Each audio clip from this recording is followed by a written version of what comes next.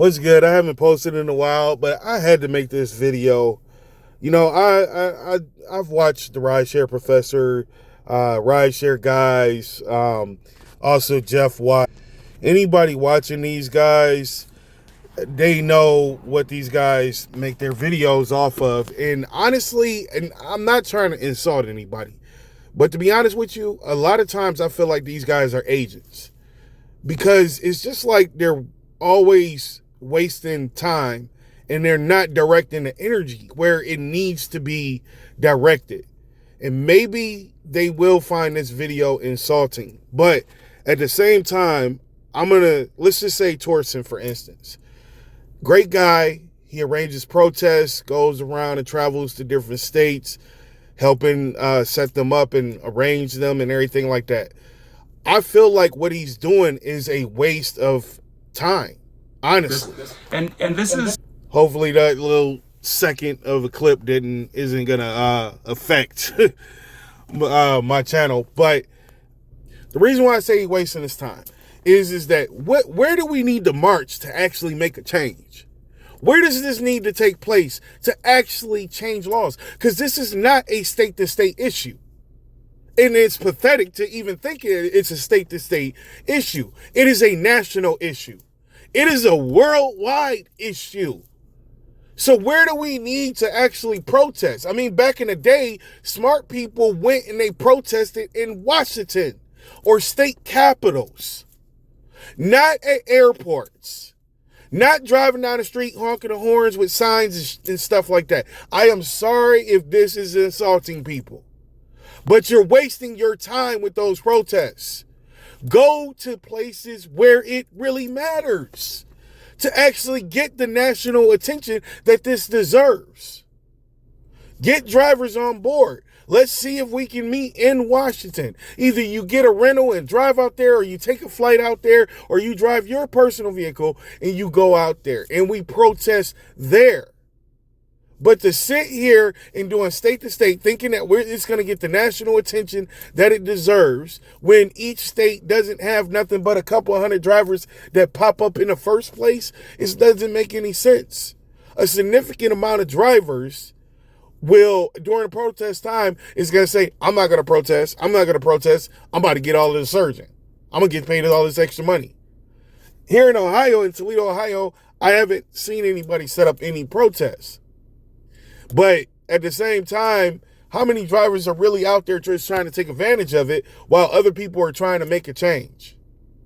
And Uber and Lyft is just laughing about this stuff because it only lasts a couple hours. They'll overcharge people to make up the difference when everybody's back on the road. No problem. Then not only that, but they're making hundreds of millions of dollars in an hour. So no problem there. But who do we need to focus this energy on? It's the insurance companies. You're directing your attention to Lyft and Uber. It's dumb. It's an idiotic move. It's unprofessional. This is why I say, are these guys really agents? Are these guys really agents?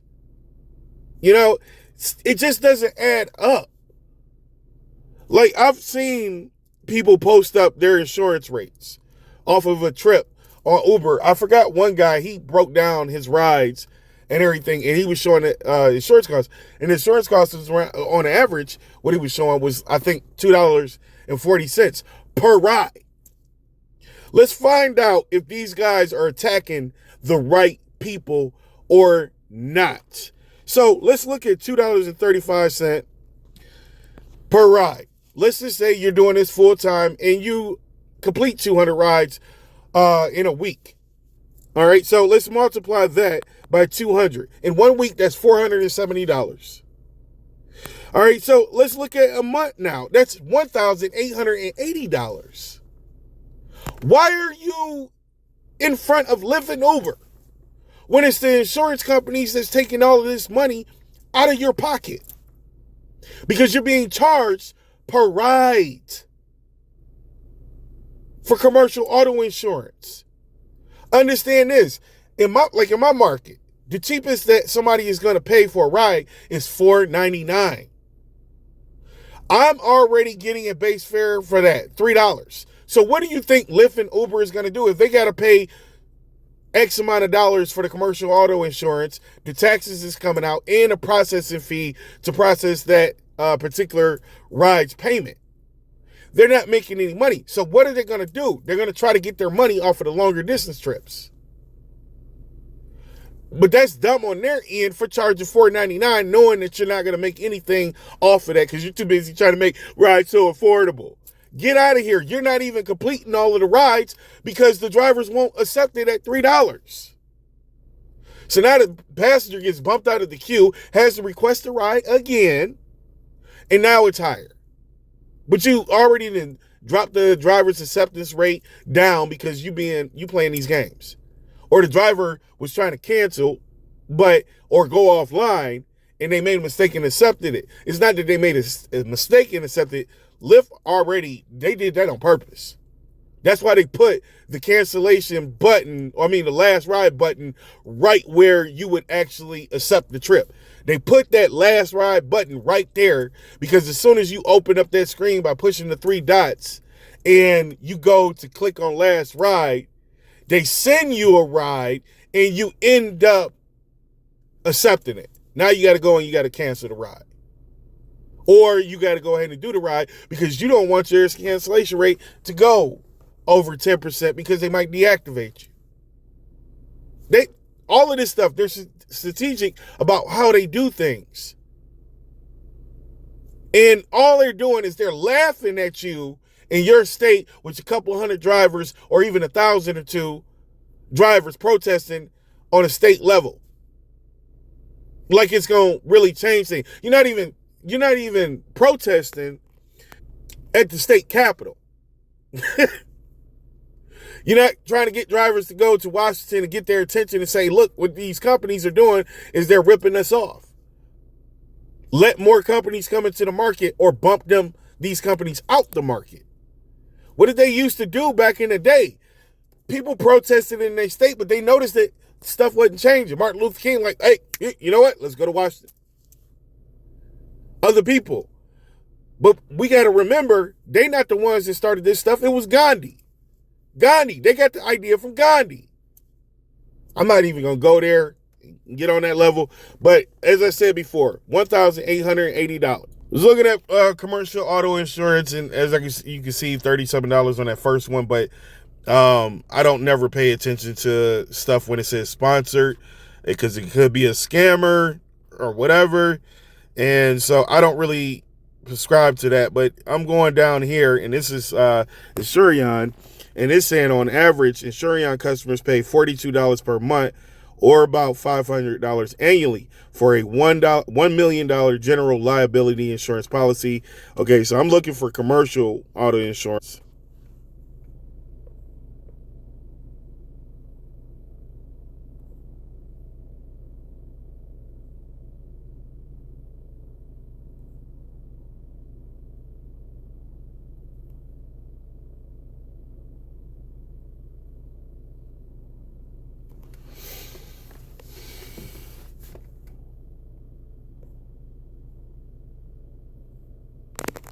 All right, so I'm just looking at the AI response. The average monthly cost for commercial auto insurance through Progressive in 2023 ranged from $257 for contractors auto.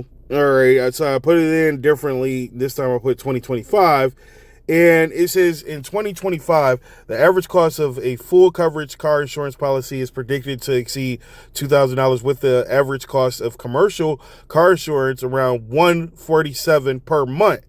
But prices vary depending on factors like business type, location, and coverage options. This time I'm looking at the average Progressive commercial auto insurance, and there it is right there. Average Progressive commercial rate in 2025 for private drivers. That's what I typed in.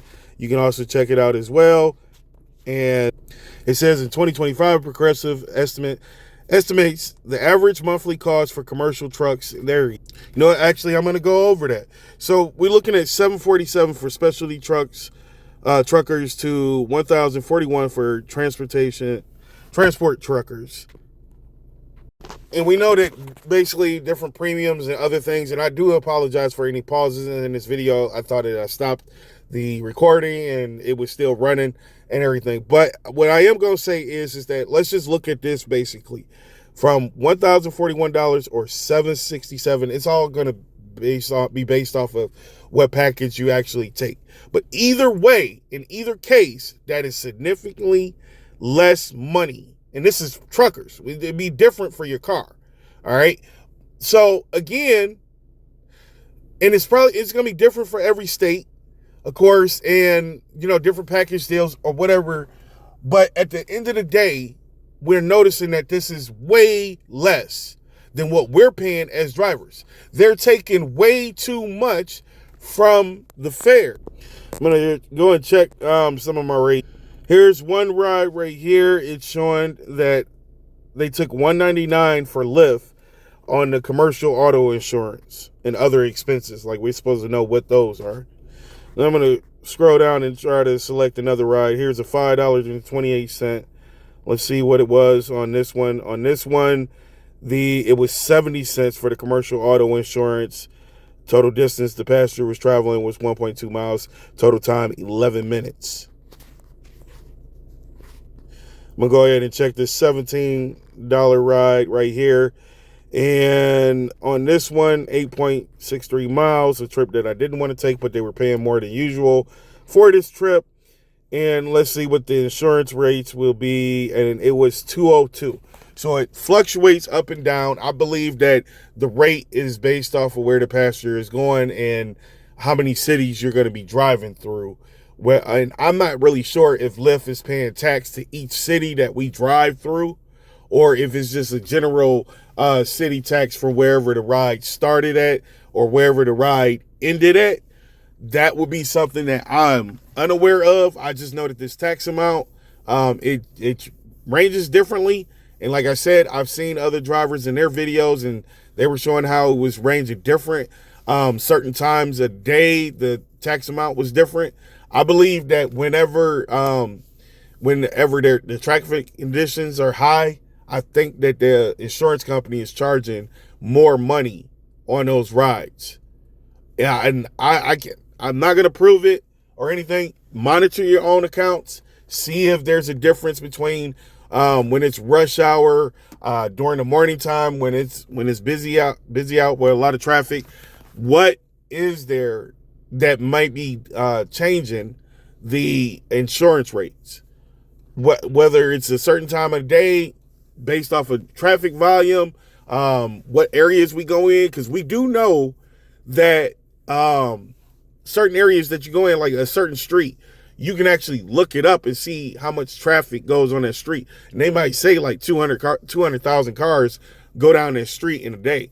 And they obtain that information because of like city records or whatever. I don't know. They may have different reasons, but what I do know is that when it comes down to billboards, they need to know how much traffic really goes through that area because they can charge based off of that. So a street that usually on a daily day basis, Monday through Friday, only has around, let's just say, 8,000 cars go down that street. Okay, that billboard probably isn't going to make anywhere near as much as a street that has 1.2 million cars going up and down that street, and all of those eyes will catch that billboard. So again, I'm just going over that they may be basing it off of those numbers, how busy that is, because that does increase chances of an accident and everything. You as a driver, the insurance rates could be higher because one of your passengers say that you wasn't wearing your seatbelt. Okay, so that means that the liability is going to go up, and they may raise the insurance rates because people are saying that you're not wearing your seatbelt. You may be wearing your seatbelt, but nevertheless, you have other issues that may occur and cause those insurance rates to go up, like you have tickets, you've been in accidents. So all of that means that you are liable. Not liable, but pretty much they're looking at you as a high-risk driver. And so they may actually take more from your rides than they would take from someone with less on their driving history. So don't quote me on that. I'm speculating at this point, but I don't think that I'm too far off on what's really accurate. But all in all, my thing is that if you're going to protest where it matters. Your state capital, protest in Washington. That's where you're going to get the eyes and the attention of those that are really that can really change laws. Because again, you are trying to change things on a statewide level, not just a city base. So you have to go to the right places in order to make any changes. And I'm not going to protest in city. I'm just not going to do it. You guys put together a national protest and you want 1 million drivers, I will be driver 299. I don't care what number I am, but I will be there. I will show up. I will be there because you're protesting where change is literally made. But make sure there's no tsunamis coming or tornadoes or earthquakes, because I won't be there if I see any of that on the news. But real talk, it's the insurance rates. And I've already proven it in this video. If we can control how much they can take away from us on our rides for insurance by making sure that having the government set a cap. There needs to be a cap on the insurance rates. They can only get so much money on a monthly basis. Some apps don't charge as much. That means that Lyft and Uber are taking a higher premium.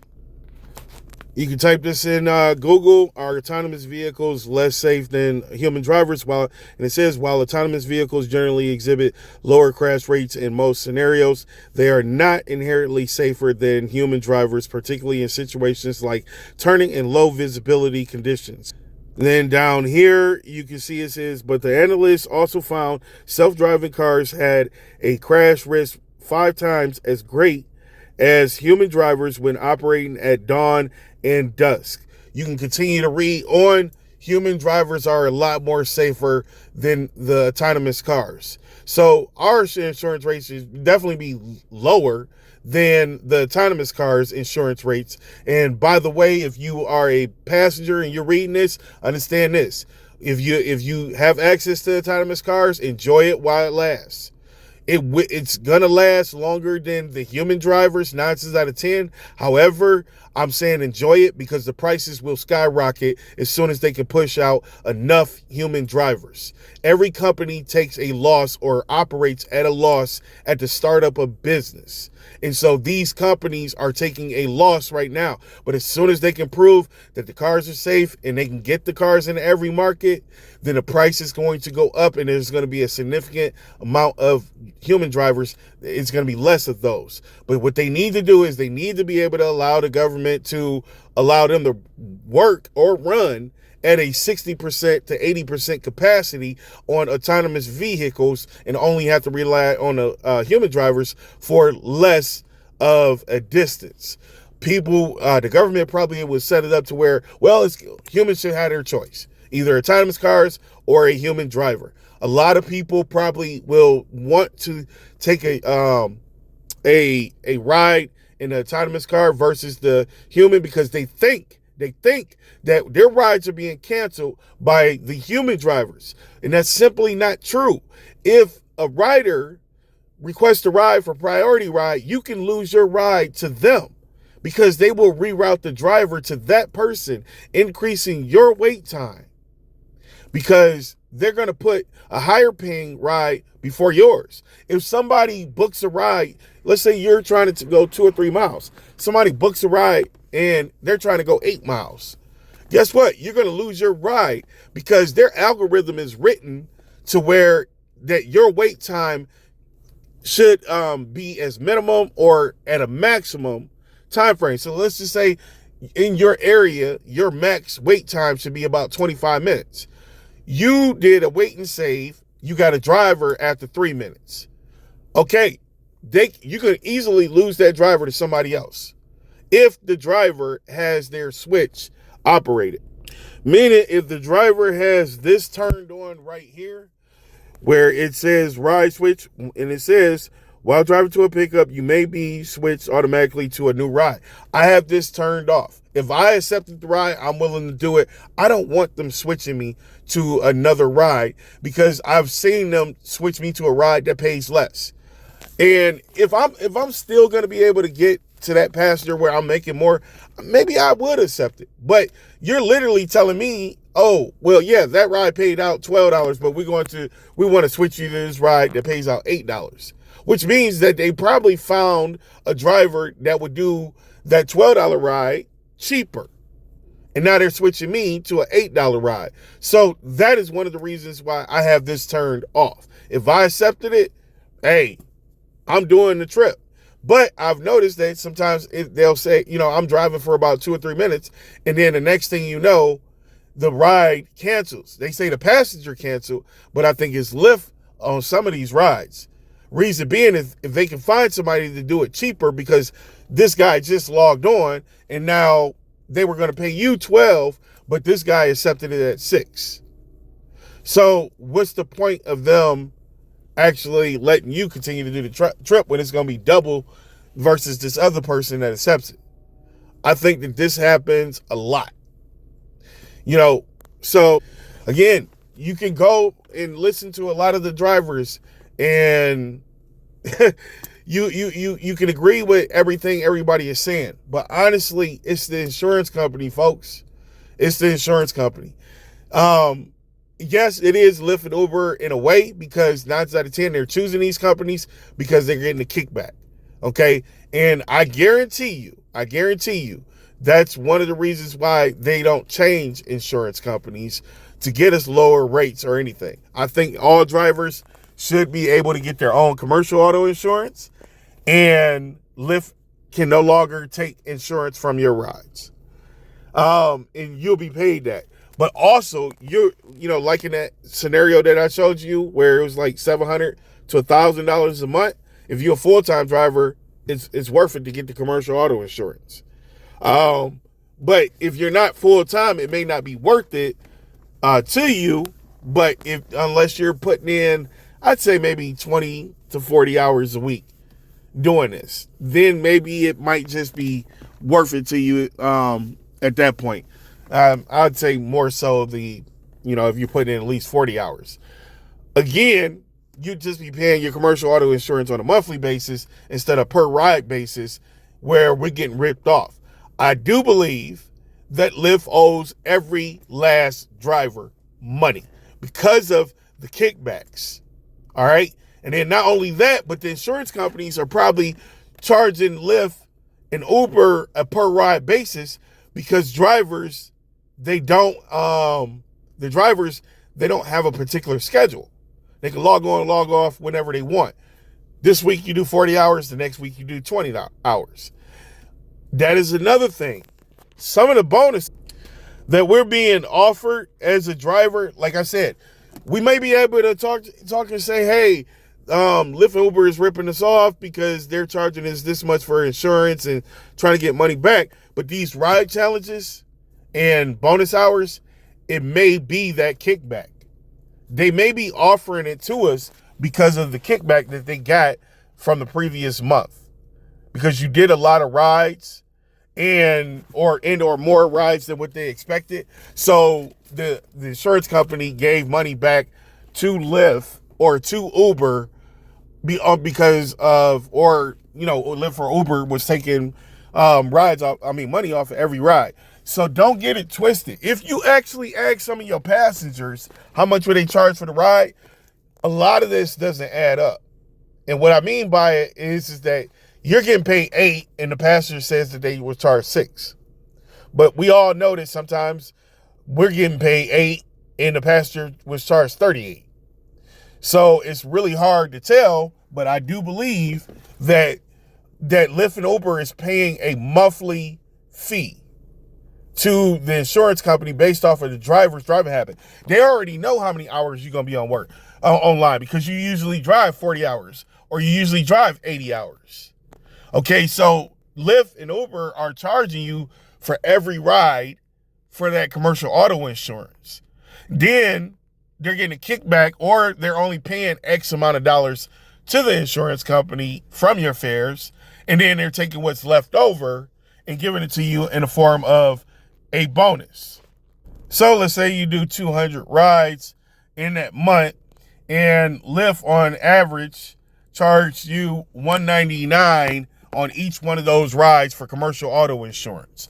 But let's just say the commercial auto insurance is only $1 per ride. So Lyft actually overcharged you 99 cents on each one of those rides. So let's just do this. That means that there's $792 that's left from the commercial auto insurance that they never paid to the insurance company in the first place. So now they're going to use that $792 to offer you bonuses. Does this make any sense? You know, the sad part is that this video's gotten to 25 minutes, and I did have that little gap, and it probably bored people, and they're not going to watch it. So a lot of people are not going to get to this part in the video where they're going to be like, wait, that makes a lot of sense right there. Because where are they getting the bonuses if when I'm giving a ride to a passenger who paid $8 for the ride that I'm getting paid $12 from? Where did the money come from? They're giving vouchers to passengers and discounts. Where is the money coming from? Everything is going into what I call a barrel. You know, so you do a ride and they overcharge for that ride. They overcharge $4. They overcharge $8. They overcharge $20. They overcharge another $7 and $6. All that money is in a barrel.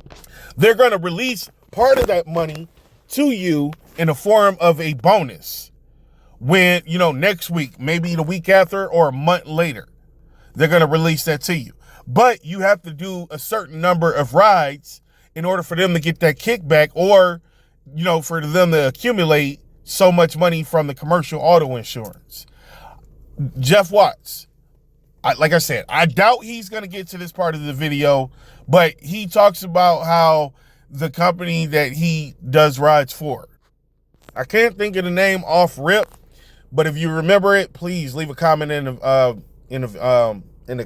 comments, and that'll let me know that you got to this part of the video. But also, you know, he was talking about how a manual ride, he could be at an event or something and somebody sees his Lyft sign or whatever and they ask for a ride, and he'll just tell them they can download this app and it'll cover the commercial auto insurance, and then he'll tell them how much that, you know, they can pay, and they can pay through that app or whatnot. But what was ironic to me and what really caught me is the $1 commercial auto insurance. And so when I see Lyft charge $240 for the commercial auto insurance or $199 for the commercial auto insurance, I'm like, well, 99 cents of that is coming from the, you know, is going into the bonuses or incentives to get drivers to actually drive further to a pickup or to log on because of a bonus hour, ride challenge, or whatever the case is. That's where they're getting the money from. Sometimes they're getting the money from overcharging passengers, but I believe that they're getting money from the kickback from the insurance company, or they're getting money from overcharging you when the insurance cost was really only $2 for that ride, but $1.99 for that ride. I'm sorry, I'm main brain fart. The insurance cost is $1 for that ride, but they charge you $2. That's where your bonuses are coming from. You're paying yourself a bonus. You get it? You understand it? You're paying yourself a bonus because they already ripped you off. And now they're going to pay you a bonus from your money. That's just like, you know, I always tell people that, you know, you're working a week in a hole when you're dealing with these apps. That's what you're doing. You know, so you work this week and you do 200 rides. Next week, you see bigger bonuses. Sometimes, and it may be that you have to work every other week and you get those bonuses from 2 weeks ago. Now they're offering you a bigger ride challenge or bonus hours and everything. But you know how it is. A lot of people are trying to do the most amount of rides that they can inside of an hour. So instead of doing an 8-mile drop off, instead of doing a 12-mile drop off or whatever, you're only accepting short trips. Now, also, Lyft loves that. That's why they put these ride challenges out here. They love the fact that you're doing that because you're making passengers wait. Those passengers will get bumped out of the queue, and then they're going to have to request a ride again, and the price is higher. So now they get to make more money. You think that these ride challenges or bonus hours, you think that they're just there because they want to pay you more money, or just because you've earned more and they want to pay it back to you? No, it's allowing them to drag up the price because so many drivers, say 60% of drivers have a bonus hour. So they're going to be cherry picking, only taking short trips. And now they get to charge the passenger more money because of the demand. I'm going to stop here because it's going to take long enough for me to upload this video to YouTube. But like I said, and I want to focus on that, I am not trying to attack Jeff Watts, the rideshare guy, the rideshare professor, none of that.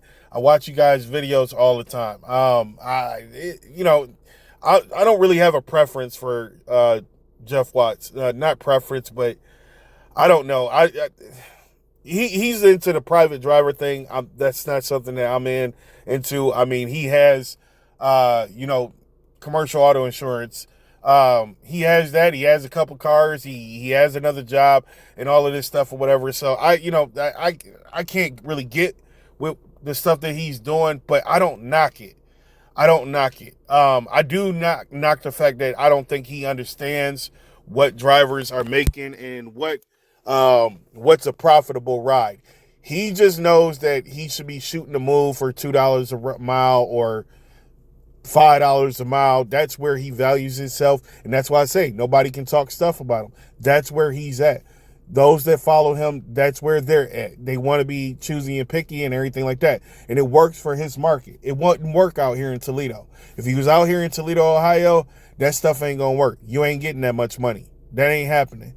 And that's why I look at the majority of markets, and my channel is about you knowing what rides to accept and how much money you're going to make at the end of the day based off of the rides that you accept, and how much money you can expect to make in a year's time if you accept more rides based off of a per minute rate versus it being based off of a certain amount per mile.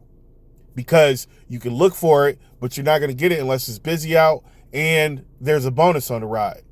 Outside of that, when you go to drop that person off, you either got to go and head back to that area to try to repeat it, or you can try to wait for another ride request, but you're not going to have a bonus on it, or the bonuses are less than the primary market. But Lyft and Uber, they're smart. They know that if we show X amount of drivers these bonuses in these areas, then they'll stay in this area. Okay? And they know that also if we show X amount of dollars for a driver to take this rider over here where there's hardly ever any bonuses, then they'll take it. And now they're not going to get bonuses on the ride. And they'll do that so many times throughout the day that instead of you making 300 that day, you'll end up making 180, maybe even 220, 240. So people got to really be cautious and pay close attention to these guys, their tactics. But like I said, I don't have a problem with none of the YouTubers or anything. I'm subscribed to them. I appreciate their content, but I think that a lot of it is misguided, and the energy that drivers, when they're trying to organize drivers, I think that the energy is put into the wrong places. And I'm not that smart of a person. I just got a high school education, graduated with a 3.8, didn't go to college. Should have went to college, should have, would have, could have. But at the same time, if I could figure this out, I don't understand why either they didn't figure it out or they don't want to put the real energy into what is really going to make things happen for drivers. Maybe they're looking at autonomous cars are going to be banging in the markets in a minute, and they don't have the energy into really organizing something that can really benefit the drivers in the long run.